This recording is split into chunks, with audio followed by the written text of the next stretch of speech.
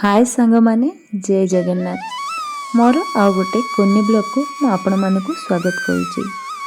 एही टाइम रे आंब बौल हेबा सह गाँ रे सजना फूल मध्य होइथाय। सजना फूल खाइबा को बहुत बढ़िया लागे। आज थीरी थीरी पवन दउथला सेथि पई सजना फूल सब गछरु झड़ी पड़थला।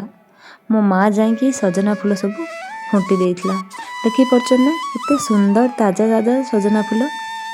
आपण माने ये सजना फूल के खाई कि नहीं मुझे जानी किंतु मत बहुत पसंद। प्रथमे सजना फूल को आनिकी ताको हलदी पानी रे बुड़ाई भल भाव धोईदेवे कहीं गचरू पड़ुची केतेबेले तापरे कौन बाहर जेहेतु पड़ुची विषाक्त पदार्थ किसी लगी जापे तो तेणु से प्रथम ताको भल भाव हलदी पानी रे धोईदेवे। धोई सारा कढ़ाई रे तेल देकी सजना फूल को हलदी आ टिके लुण देकी ताको भल भाव भाजीदेवे। तापर ताको बाहर को काढ़ी नेबे।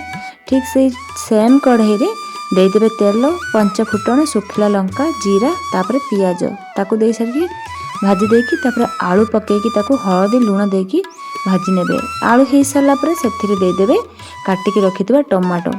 जदि आपनकर बैगण पसंद बैगण भी देकी भाजी परिबे। टमाटो दे देकी ताको सिझीगला पर लास्ट को भाजिकी रखिथिबा सजना फूल को देकी ताको आउ टिके भल भाबे तार सहित मिसई नेबे। लास्ट टिके देदेवे लंका गुंड आ जीरा गुंड। एबे रेडी हो गला हमर सजना फूल भजा। खाइबा पई पूरा छत्तू परी टेस्ट लागिबो। बहुत बढ़िया लागे खाइबा पई।